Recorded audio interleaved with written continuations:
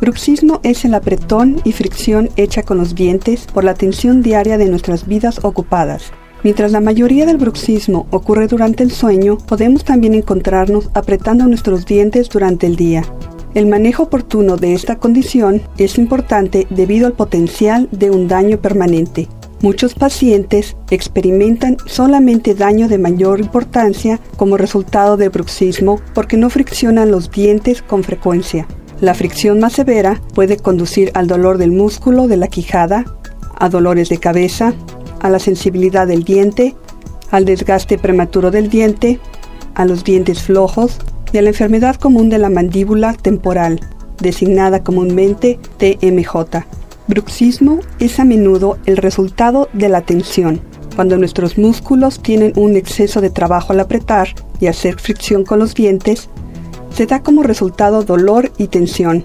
Las áreas que pueden ser afectadas son los músculos de la quijada, templos y detrás del oído, así como la cabeza y el cuello. Músculos específicos se utilizan para mover la quijada durante la masticación normal. Cuando se aprietan y friccionan los dientes, estos músculos no funcionan correctamente y no se filtran. La tensión puede producir nudos, inflamación y dolor del músculo. La meta de cualquier terapia para el bruxismo es reducir los síntomas o quizás aliviar el comportamiento en conjunto.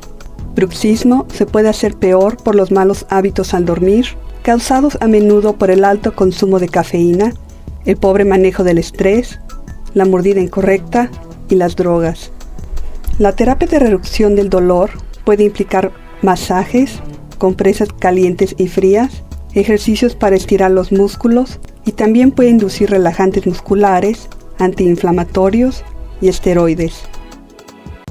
El curso recomendado de tratamiento es determinado por su dentista según síntomas específicos. Su dentista también puede prescribir un protector de noche para usted.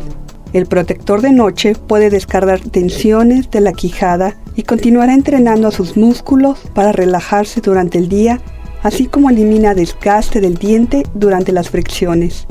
Muchos factores afectan si el bruxismo es o no un problema constante. Muchos de estos factores pueden ser cambiados fácilmente, mientras que otros pueden ser difíciles o imposibles. El resultado del tratamiento positivo del bruxismo puede ser una boca estable con tensiones reducidas en mente y cuerpo.